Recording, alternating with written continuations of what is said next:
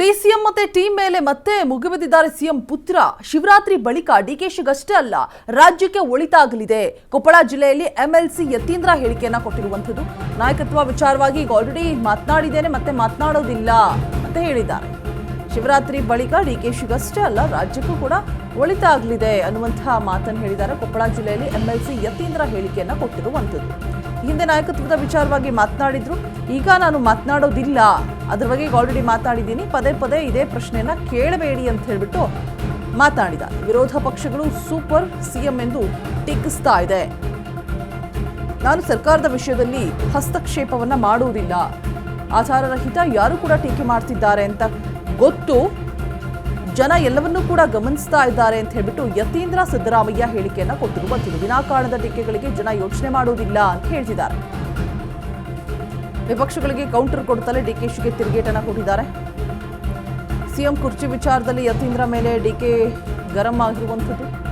DK team ಕೆಂಗಣ್ಣಿಗೆ ಗುರಿಯಾಗಿರುವಂತಹ MLC Yathindra ಇದೀಗ ಎಲ್ರಿಗೂ ಕೂಡ ಒಳ್ಳೇದಾಗಲಿ ಅಂತ ಹೇಳ್ಬಿಟ್ಟು ಸಿಎಂ ಪುತ್ರ ರಿಯಾಕ್ಟ್ ಮಾಡಿರುವಂಥದ್ದು. ಹಿಂದೆ ಸಿಎಂ ವಾರ್ನ್ ಮಾಡಿರ್ತಾರೆ ಯತೀಂದ್ರ ಅವರಿಗೆ, ಒಂದು ಸಭೆಯನ್ನು ಕೂಡ ನಡೆಸಿಬಿಟ್ಟು ತಮ್ಮ ಬಣದವರಿಗೆ, ಜೊತೆಗೆ ಯತೀಂದ್ರ ಅವ್ರಿಗೂ ಕೂಡ ಯಾವುದೇ ಕಾರಣಕ್ಕೂ ಕೂಡ ನಾಯಕತ್ವದ ಬದಲಾವಣೆ ವಿಚಾರವಾಗಿ ಎಲ್ಲೂ ಬಹಿರಂಗವಾಗಿ ಹೇಳಿಕೆಯನ್ನು ಕೊಡಬಾರ್ದು. ಹೈಕಮಾಂಡ್ ಕೂಡ ಹೇಳಿರುತ್ತೆ, ಜೊತೆಗೆ ಸಿದ್ದರಾಮಯ್ಯ ಕೂಡ ಹೇಳಿರ್ತಾರೆ ನಾಯಕತ್ವದ ವಿಚಾರವಾಗಿ. ಸೊ ಆ ಬಗ್ಗೆ ಕೇಳಿದಂತಹ ಸಂದರ್ಭದಲ್ಲಿ ನಾನೀಗ ಆಲ್ರೆಡಿ ಮಾತನಾಡಿದ್ದೀನಿ, ಆ ಬಗ್ಗೆ ಪ್ರಶ್ನೆ ಕೇಳಬೇಡಿ, ಶಿವರಾತ್ರಿಗೆ ಡಿಕೆಶಿ ಅವರಿಗೂ ಕೂಡ ರಾಜ್ಯಕ್ಕೂ ಕೂಡ ಒಳಿತಾಗಲಿದೆ ಅನ್ನುವಂತಹ ಮಾತನ್ನ ಹೇಳೋದ್ರ ಮುಖಾಂತರ ಒಂದಷ್ಟು ಗೊಂದಲಗಳನ್ನು ಸೃಷ್ಟಿ ಮಾಡಿದ್ದಾರೆ. ಮತ್ತೆ ಯತೀಂದ್ರ ಸಿದ್ದರಾಮಯ್ಯ ಹಸ್ತಕ್ಷೇಪವನ್ನ ಮಾಡೋದಿಲ್ಲ ಸರ್ಕಾರದ ವಿಚಾರ ಅಂತ ಬಂದಂತಹ ಸಂದರ್ಭದಲ್ಲಿ ಆಧಾರ ರಹಿತವಾಗಿ ಯಾರು ಟೀಕೆ ಮಾಡ್ತಿದ್ದಾರೆ ಅಂತ ಗೊತ್ತು, ಜನರಿಗೆ ಎಲ್ಲರೂ ಕೂಡ ಏನಾಗ್ತಾ ಇದೆ ಎಲ್ಲವನ್ನೂ ಕೂಡ ಗಮನಿಸ್ತಾ ಇದ್ದಾರೆ ಜನರು, ವಿನಾಕಾರಣ ಟೀಕೆಗಳಿಗೆ ಜನ ಯೋಚನೆ ಮಾಡಲ್ಲ ಅಂತ ಹೇಳ್ತಿದ್ದಾರೆ ಯತೀಂದ್ರ ಸಿದ್ದರಾಮಯ್ಯ.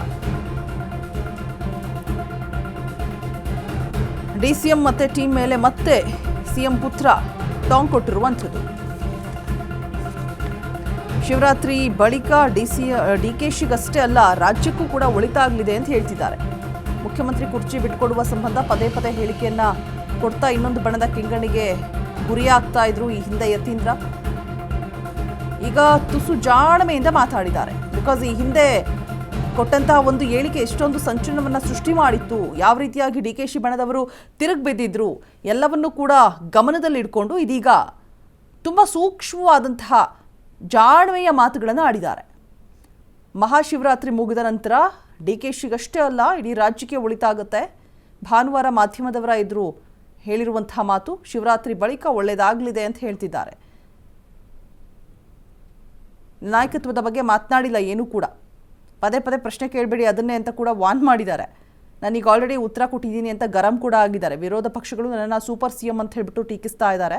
ಆದರೆ ನಾನು ಸರ್ಕಾರದ ವಿಷಯದಲ್ಲಿ ಹಸ್ತಕ್ಷೇಪವನ್ನು ಮಾಡೋಕ್ಕಾಗಲ್ಲ, ಮಾಡೋದು ಇಲ್ಲ, ಆಧಾರರಹಿತವಾಗಿ ಯಾರು ಟೀಕೆ ಮಾಡ್ತಿದ್ದಾರೆ ಅನ್ನೋದು ಕೂಡ ಜನ ಗಮನಿಸ್ತಾ ಇದ್ದಾರೆ ಎಲ್ಲವನ್ನೂ ಕೂಡ, ವಿನಾಕಾರಣ ಟೀಕೆಗಳಿಗೆ ಜನ ಯೋಚಿಸೋದಕ್ಕೂ ಕೂಡ ಹೋಗೋದಿಲ್ಲ ಅಂತ ಹೇಳ್ಬಿಟ್ಟು ಸ್ಪಷ್ಟನೆಯನ್ನು ಕೊಟ್ಟಿರುವಂಥದ್ದು ಯತೀಂದ್ರ ಸಿದ್ದರಾಮಯ್ಯ.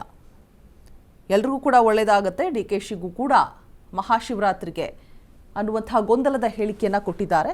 ನಾಯಕತ್ವದ ಬದಲಾವಣೆ ಬಗ್ಗೆ ಈ ಹಿಂದೆ ಮಾತನಾಡಿ ಎಷ್ಟೆಲ್ಲ ಸಮಸ್ಯೆಗಳಾಗಿತ್ತು, ಯಾವ ರೀತಿಯಾಗಿ ಮುಗಿಬಿದ್ದಿದ್ರು ವಿರೋಧ ಪಕ್ಷದವರು, ಅದೇ ಪಕ್ಷದವರು, ಡಿಕೆಶಿ ಬಣದವರು ಅನ್ನುವಂತಹ ವಿಚಾರ ಮತ್ತೆ ವಾರ್ನಿಂಗ್ ಕೂಡ ಆಗಿರುತ್ತೆ ಹೈಕಮಾಂಡ್ ಕಡೆಯಿಂದ ಮತ್ತು ಸಿದ್ದರಾಮಯ್ಯ ಕಡೆಯಿಂದ. ಸೊ ಹಾಗಾಗಿ ಈ ಬಾರಿ ಯಾವುದೇ ನಾಯಕತ್ವ ಬದಲಾವಣೆಯ ವಿಚಾರವಾಗಿ ಏನೂ ಕೂಡ ಹೇಳಿಕೆಗಳನ್ನು ಕೊಟ್ಟಿಲ್ಲ, ಗರಂ ಆಗಿದ್ದಾರೆ. ಮತ್ತು ಮಾಧ್ಯಮದವರು ಪ್ರಶ್ನೆಯನ್ನು ಕೇಳಿದಂಥ ಸಂದರ್ಭದಲ್ಲಿ ಪದೇ ಪದೇ ಅದೇ ಪ್ರಶ್ನೆಯನ್ನು ಕೇಳಿಬಿಡಿ, ನಾನೀಗ ಆಲ್ರೆಡಿ ಆ ವಿಚಾರವಾಗಿ ಮಾತನಾಡಿದ್ದೀನಿ, ಹೇಳಿಕೆ ಕೂಡ ಕೊಟ್ಟಿದ್ದೀನಿ ಅಂತ ಹೇಳ್ಬಿಟ್ಟು ಗರಂ ಆಗಿರುವಂಥದ್ದು.